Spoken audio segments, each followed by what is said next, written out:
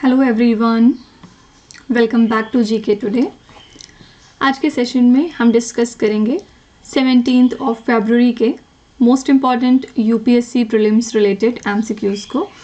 और ये सारे क्वेश्चंस ना सिर्फ आपको यूपीएससी प्रीलिम्स में बल्कि और भी जो डिफरेंट अदर स्टेट लेवल पे सिविल सर्विसेज एग्जामिनेशंस होते हैं उनमें भी हेल्प करेंगे। ठीक है, आगे बढ़ने से पहले मैं आपको एक बार फिर याद दिला दूं कि ये सारे क्वेश्चंस हमारी डेली 20 यूपीएससी एमसीक्यूज सीरीज़ का हिस्सा हैं in the GK today Android application. तो अगर आप में से कोई भी इनका पीडीएफ फॉर्मेट चाहता है तो वो एप्लीकेशन पे जाके इस कोर्स को सब्सक्राइब कर सकते हैं bye paying a very nominal fees. और यहाँ पे फिर आपको डेली इस तरह 20 क्वेश्चंस प्रोवाइड किए जाएंगे विथ डिटेल्ड एक्सप्लेनेशन, और यहीं से हम लोग 10 क्वेश्चन अपने इन सेशंस में प्रैक्टिस करते हैं। ठीक है, आइए देखते हैं आज कौन से मोस्ट इंपॉर्टेंट 10 क्वेश्चंस हैं। The first one is consider the following: volcanoes, mining and drilling, seismic waves. Which of the above is are involved in the study of Earth's internal structure? अर्थ के इंटरनल स्ट्रक्चर को study करने के लिए इसमें से कौन कौन सी चीज़ें यूज़ की जाती हैं। देखिए, बेसिकली अर्थ के इंटरनल स्ट्रक्चर को स्टडी करने के लिए थॉरली दो तरह के सोर्सेज का हम यूज़ करते हैं। पहला है यहाँ पे डायरेक्ट सोर्सेज और सेकंड है इनडायरेक्ट सोर्सेज। ठीक है, अब डायरेक्ट सोर्सेज में क्या क्या आता है? सबसे पहला आ गया इसमें माइनिंग, क्योंकि मिनरल्स को आप एक्सट्रैक्ट करते हैं डीप माइन से, जैसे कि आपकी साउथ अफ्रीकन गोल्ड माइंस हो गई जो कि 3 से 4 किलोमीटर डीप हैं। इसी तरह से ड्रिलिंग प्रोजेक्ट्स जो हैं वो भी डायरेक्ट सोर्सेज में आते हैं, और इसमें डिफरेंट इनिशिएटिव्स हैं like deep ocean drilling project जो कि क्रस्ट को आपके एक्सप्लोर करता है। फिर इसके अलावा यहाँ पे वोल्केनिक इरप्शंस भी डायरेक्ट सोर्सेज में आते हैं, क्योंकि मॉल्टेन मैग्मा जो कि इरप्ट होके बाहर निकलते हैं ये अर्थ के इंटीरियर की इंसाइट हमें प्रोवाइड करते हैं। ठीक है, तो ये कुछ हो गए हमारे डायरेक्ट सोर्सेज। और अगर हम यहाँ पे इनडायरेक्ट सोर्सेज की बात करें तो बहुत सारे सोर्सेज हैं या फैक्टर्स हैं, जैसे कि टेम्परेचर, प्रेशर, डेंसिटी, इसके अलावा सीस्मिक एक्टिविटी, जैसे जो हमारी P&S वेव होती है उसकी जो शैडो जोन्स होती हैं वो रिवील करती हैं अर्थ के लिक्विड आउटर कोर को और उसकी लेयर डेंसिटीज़ को। इसके अलावा ग्रेविटेशन भी इसका एक फैक्टर है, मैग्नेटिक सर्वेज भी इनडायरेक्ट सोर्सेज में आते हैं। ठीक है, तो ये कुछ चीज़ें हैं जो आपको ध्यान में रखनी है। आपके एग्जाम में हो सकता है इन तीनों चीज़ों के अलावा और भी कुछ पूछ लिया जाए, जैसे कि टेम्परेचर, प्रेशर, डेंसिटी, ये सब चीज़ें। ठीक है, तो आपको याद रखना है कि अर्थ के इंटरनल स्ट्रक्चर को स्टडी करने के लिए दो तरह के सोर्सेज हमारे पास हैं, डायरेक्ट और इनडायरेक्ट। डायरेक्ट में आपके आते हैं माइनिंग, फॉर एग्जाम्पल ड्रिलिंग, और फिर जैसे कि वॉल्केनिक इरप्शन हो गए, और इनडायरेक्ट सोर्सेज में टेम्परेचर, प्रेशर, डेंसिटी और इसके अलावा ग्रेविटेशन, मैग्नेटिक सर्वेज वगैरह। ठीक है, तो इसमें से सारे ही चीज़ों का हम यूज़ करते हैं टू स्टडी। यहाँ पे डायरेक्ट इनडायरेक्ट की बात नहीं की जा रही है क्वेश्चन में। The correct answer here is C option 1, 2 and 3। Okay, now second question is consider the following. यहाँ पे कुछ मिसाइल्स दी हुई हैं। Which of the above is are designed for air to air combat. आपको बताना है कि इसमें से कौन कौन से missiles air to air launch की जाती है, यानी आप एयर से लॉन्च करते हैं और वो एयर में ही अटैक करती हैं। फर्स्ट है यहाँ पे R-37M मिसाइल। सबसे पहले याद रखिएगा कि ये एक हाइपरसोनिक मिसाइल है और ये डेफिनेटली एक एयर टू एयर मिसाइल है जिसको कि रशिया ने डेवलप किया हुआ है, और इसकी जो स्पीड है बहुत ज़बरदस्त है। मैक 6 तक आप इसकी स्पीड को पहुंचा सकते हैं। रेंज भी इसकी ज़बरदस्त है, रेंज इसकी है 300 से लेके 400 किलोमीटर, जहाँ पे ये एनिमी एयरक्राफ्ट को टारगेट करता है बियॉन्ड द विजुअल रेंज। ठीक है, तो R-37M मिसाइल रशिया की मिसाइल है फर्स्ट ऑफ ऑल, और ये एक हाइपरसोनिक मिसाइल है और ये एयर टू एयर मिसाइल है। The second one is R-77 missile. ये भी एक एडवांस मिसाइल है जो कि एयर टू एयर मानी गई है, और इसको सेवरल एयर फोर्सेज यूज़ करते हैं इंक्लूडिंग इंडिया। ठीक है, इंडिया के पास भी इसकी अवेलेबिलिटी है, और ये जो मिसाइल है ये जानी जाती है अपनी वर्सैटिलिटी के लिए और इफेक्टिवनेस के लिए in dog fights and beyond visual range engagement. ठीक है, तो R-77 मिसाइल भी एक effective air to air missile है। Now the third one is Rudram missile. ये एक एंटी रेडिएशन मिसाइल है जिसको कि डेवलप किया है इंडिया ने, इंडिया की DRDO ने, defence research and development organisation ने, और ये एयर टू एयर मिसाइल नहीं है बल्कि एयर टू सरफेस मिसाइल है, यानी कि आप एयर से लॉन्च करते हैं और ये सरफेस पे जाके अटैक करती है। ठीक है, और इसको ज़्यादातर फाइटर जेट्स का यूज़ करके लॉन्च किया जाता है, आप स्क्रीन पे देख सकते हैं। ठीक है, तो रुद्रम मिसाइल एक एयर टू सरफेस मिसाइल है, बाकी ये दोनों मिसाइल जो थी ये एयर टू एयर मिसाइल हैं। Which of the above are designed for air to air combat? Your answer is A option, only 1 and 2। Okay, हर क्वेश्चन में ये चीज़ ज़रूर ध्यान दिया करिए कि पर्टिकुलर ऑप्शन किस वजह से एलिमिनेट हुआ है, क्या रीज़न है उसके पीछे, ठीक है। Now moving to question number 3, India has experienced a dry winter season January to February in 2025. In the context of this, consider the following statement. इस साल हमने dry winter season experience किया है, इसके बारे में दो statement है. First है, Western disturbances are the primary drivers of winter rainfall in northern and central India. जो विंटर रेनफॉल देखा गया नॉर्थ और सेंट्रल इंडिया में, उसका रीज़न क्या वेस्टर्न डिस्टर्बेंसेस हैं? तो यस, ये प्राइमरी ड्राइवर्स हैं विंटर रेनफॉल के लिए इन नॉर्थ एंड सेंट्रल इंडिया, क्योंकि ये मॉइस्चर को लेके आते हैं फ्रॉम द मेडिटेरेनियन रीजन, ठीक है।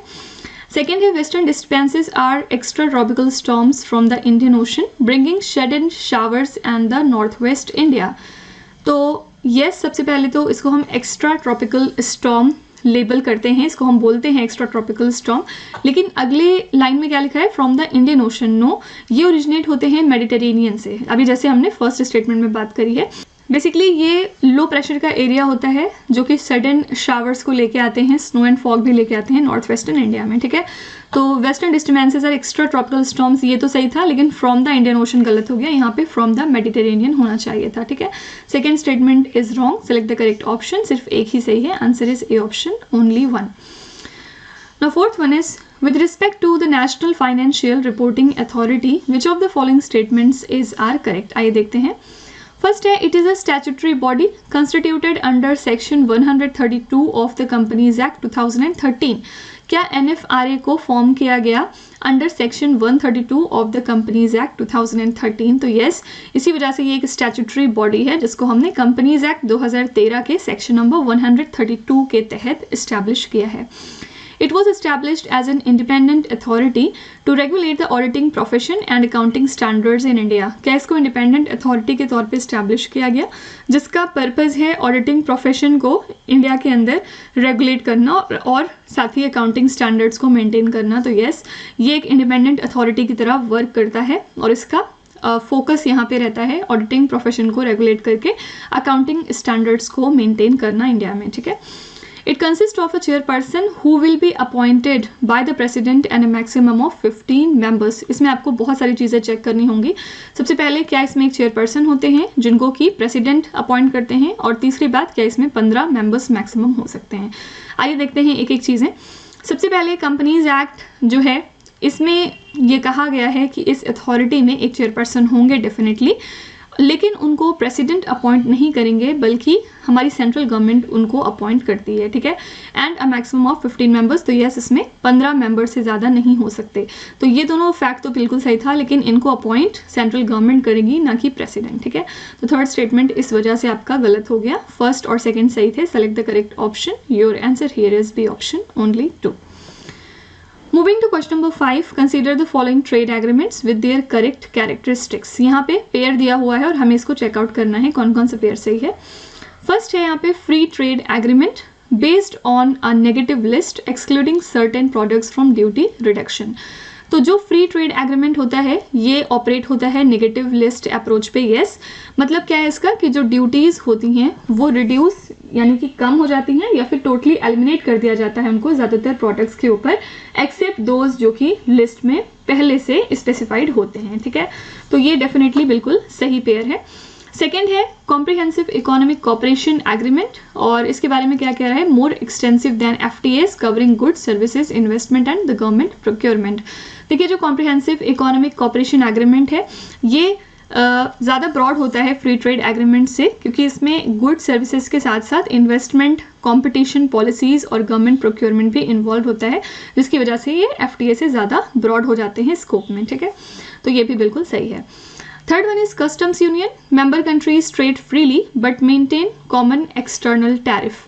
देखिए, जो मेंबर कंट्रीज होते हैं with in a customs union ये फ्रीली ट्रेड करते हैं आपस में ज़ीरो ड्यूटी पे, और ये साथ ही मेंटेन करते हैं कॉमन एक्सटर्नल टैरिफ को for the non member Nations, ठीक है। तो ये भी बिल्कुल सही है। और लास्ट है preferential trade agreement PTA, first step towards economic integration reducing tariffs on selected goods positive list. तो जो PTAs होते हैं यानी कि प्रेफरेंशियल ट्रेड एग्रीमेंट, ये इनिशियल स्टेप हैं टुवर्ड्स इकोनॉमिक इंटीग्रेशन, जहाँ पे फोकस करते हैं पॉजिटिव लिस्ट पे। मतलब क्या है कि कुछ ही सिर्फ प्रोडक्ट्स होते हैं जिनको कि टैरिफ रिडक्शंस मिलते हैं, ठीक है। तो यहाँ पे चारों ही जो पेयर्स हैं ये परफेक्टली मैच्ड हैं और इनकी डेफिनेशन बिल्कुल सही लिखी हुई है। Which of the pairs given above are correctly matched, your answer is D option, all four. Okay, आपको यहाँ पे बहुत ही ध्यान से चेक करना होगा कि ये सारी चीज़ें किस तरह से आपस में एक दूसरे से अलग हैं, ठीक है। Now 6th question is in context with SAFTA in South Asian Free Trade Area Agreement, consider the following statement। आइए देखते हैं। SAFTA agreement allows for duty-free imports of certain commodities among the member countries।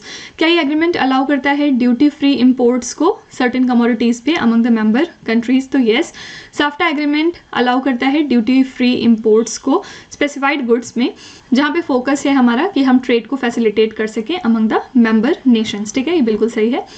Second है SAFTA is designed to enhance the trade by reducing the tariffs on goods exchanged between South Asian countries। SAFTA को design किया गया है ताकि trade को enhance किया जाए, tariff को रिड्यूस करते हुए ऑन गुड्स जो कि एक्सचेंज होते हैं between the south Asian countries. तो यस, जो SAFTA का प्राइमरी गोल है वो क्या है?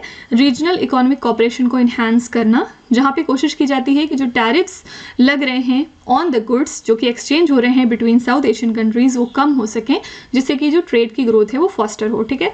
तो बिल्कुल सही है। और थर्ड है it's signatory countries include China, Bangladesh and India. क्या इसमें ये सारे इसके मेंबर कंट्रीज हैं? देखिए, SAFTA एग्रीमेंट इफेक्ट में आया था 2006 में और इसी के साथ इसने रिप्लेस किया था सार्क प्रेफरेंशियल ट्रेडिंग अरेंजमेंट को, जिसको कि 1993 में स्टैब्लिश किया गया था, ठीक है। और इस एग्रीमेंट में कौन कौन सी कंट्रीज थी? अफगानिस्तान, बांग्लादेश, भूटान, इंडिया, मालदीव्स, नेपाल, पाकिस्तान एंड श्रीलंका, ठीक है। तो यहाँ पे चाइना की बात नहीं हो रही है। बांग्लादेश, इंडिया तो हैं इसके मेंबर्स, लेकिन चाइना इसका सिग्नेटरी कंट्री नहीं है, ठीक है। तो थर्ड स्टेटमेंट इज रॉन्ग और फर्स्ट और सेकंड सही थे। Select the correct option, your answer is B option, only 2। Now 7th question is with respect to Asian Fisheries and Aquaculture Forum, which of the following observations are correct? आइए देखते हैं। It is an annual event of the Asian Fisheries Society, which has a strong legacy of fostering the global collaboration in the sector। क्या ये एक annual event है Asian fisheries society का? तो नहीं, क्योंकि ये असल में ट्राइनियल इवेंट है, यानी कि 3 साल में एक बार होने वाला इवेंट है एशियन फिशरीज सोसाइटी का, and it has a strong legacy of fostering the global collaboration in the sector, ठीक है। बाकी सारी बातें ठीक लिखी हैं, लेकिन यहाँ पे एनुअल नहीं होना चाहिए बल्कि ट्राइनियल होना चाहिए, ठीक है। सेकेंड है India rank second globally in both total fish production and aquaculture production. India की पोजीशन सेकेंड है ग्लोबल लेवल पे टोटल फिश प्रोडक्शन के मामले में और एक्वाकल्चर प्रोडक्शन के मामले में। तो यस, इंडिया की पोजीशन यस सेकेंड है टोटल फिश प्रोडक्शन में भी और साथ ही एक्वाकल्चर प्रोडक्शन में भी, ठीक है। The 14th AFAF marks the first time India is hosting this event। क्या इसका जो 14th एडिशन इंडिया ने होस्ट किया, ये पहली बार है जब इंडिया ने ऐसा इवेंट होस्ट किया है। तो जब से ये फॉर्म हुआ है तो ये फोरम अलग अलग कंट्रीज़ में होस्ट होता है, अलग अलग कंट्रीज़ के द्वारा होस्ट किया जाता है इन अक्रॉस एशिया। और ये जो 14th एडिशन की हम यहाँ पे बात कर रहे हैं कि इंडिया ने ही होस्ट किया था, लेकिन ये दूसरी बार होस्ट किया था, ना कि पहली बार, ठीक है। तो हमने 14th एडिशन को दूसरी बार होस्ट किया है। पहली बार हमने कब किया था? 2007 में किया था, जो कि इसका 8वां एडिशन था और वो कोची में हुआ था, ठीक है। तो यहाँ पे 14th एडिशन जो है इसको भी हमने होस्ट किया, लेकिन ये हमने सेकेंड टाइम किया है, तो इस वजह से ये गलत हो जाएगा। और फर्स्ट भी आपका यहाँ पे गलत था क्योंकि एक ट्राइनियल इवेंट है और सिर्फ सेकेंड ही यहाँ पे सही हो जाएगा। Select the correct option, your answer here is only 1, यानी कि सिर्फ एक ही ऑप्शन सही था, ठीक है। Question number 8 is in the context of the PM Daksh scheme, which of the following observations are correct? PM Daksh scheme के बारे में दो बातें हैं। फर्स्ट है It is a centrally sector scheme under the Ministry of Skill Development and Entrepreneurship। सबसे पहले PM दक्ष का फुल फॉर्म क्या होता है? प्रधानमंत्री दक्षता और कुशलता संपन्न हितग्राही योजना, ठीक है।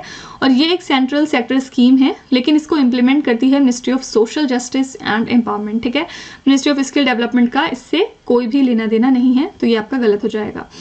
सेकेंड है it is a national action plan for skilling marginalised persons covering SCs, OBCs, EBCs, DNTs, sanitation workers including the waste pickers. यहाँ पे इन सारे लोगों की जो स्किल्स हैं उनको अपग्रेड करने की बात की गई है इस प्लान के तहत। यस, इस स्कीम का पर्पस है जो टारगेट ग्रुप्स हैं उनकी स्किल्स को इन्हांस किया जाए ताकि वो सेल्फ एम्प्लॉयड हो सकें और उनकी वेज एम्प्लॉयमेंट भी बढ़ सके, जिससे कि सोशियो इकोनॉमिक डेवलपमेंट फॉस्टर हो। ठीक है, तो ये एक नेशनल एक्शन प्लान है हमारे स्किल्ड मार्जिनलाइज्ड पर्सनस के लिए, जहाँ पे हम कवर करते हैं एससीज, ओबीसीज, ईबीसीज, डीएनटीज, सैनिटेशन वर्कर्स को, यहाँ पे वेस्ट पिकर्स को भी इंक्लूड किया गया है। ठीक है, तो फर्स्ट स्टेटमेंट आपका गलत है और सेकेंड बिल्कुल सही है। Select the correct option. Your answer here is B option, only 2। Now 9th question is consider the following pairs. आइए देखते हैं। फर्स्ट है vancomycin, a common antibiotic used for treating diarrhoea. क्या ये एक कॉमन एंटीबायोटिक है जिसको कि यूज़ किया जाता है डायरिया को ट्रीट करने के लिए? तो यस, ये एक बहुत ही कॉमन एंटीबायोटिक है। प्राइमरली हम इसको यूज़ करते हैं सीरियस बैक्टीरियल इन्फेक्शंस को ट्रीट करने के लिए और ये बहुत इफेक्टिव है अगेंस्ट डायरिया कॉजिंग बैक्टीरिया। तो ये बिल्कुल सही पेयर है। सेकेंड है penicillin, the first true antibiotic discovered. तो पेनिसिलिन को सबसे पहले डिस्कवर किसने किया है? अलेक्जेंडर फ्लेमिंग ने, और बहुत बार एग्जाम में क्वेश्चन पूछा गया है। पेनिसिलिन जो एंटीबायोटिक है इसको डेवलप किया है या डिस्कवर किया है अलेक्जेंडर फ्लेमिंग ने 1928 में। इसी के साथ ये फर्स्ट ट्रू एंटीबायोटिक था, marking the beginning of modern antibiotics. तो यस, बिल्कुल सही है ये। और थर्ड है amoxicillin use to treat bacterial infections in children. ये वाइडली यूज़ किया जाता है बैक्टीरियल इन्फेक्शंस को ट्रीट करने के लिए बच्चों के अंदर, स्पेशली ईयर इन्फेक्शंस में और निमोनिया में इसका खास यूज़ होता है। ठीक है, तो बिल्कुल सही है ये भी। और लास्ट है ciprofloxacin, effective against a wide range of bacterial infections, for example pneumonia.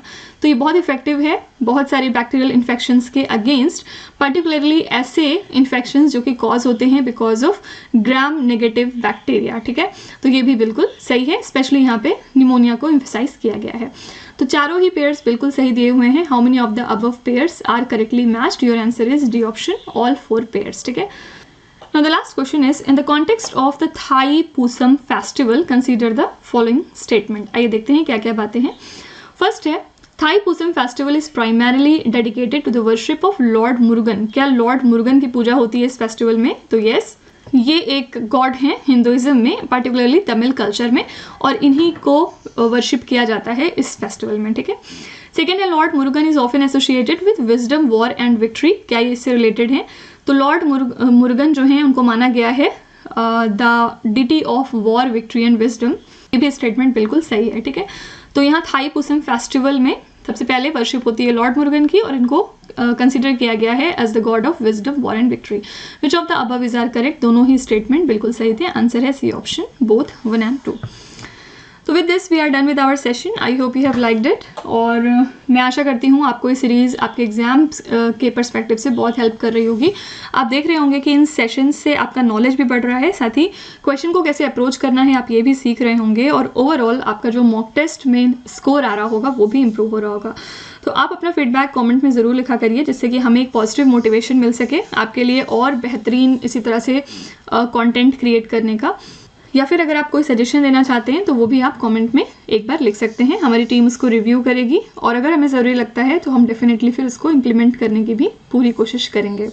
तो कल फिर हम वापस से मिलते हैं इस सीरीज़ में अगले लेक्चर के साथ। Till then stay tuned. Thank you so much for watching and please do not forget to subscribe to GK Today। With this Meenu हादसना साइनिंग ऑफ।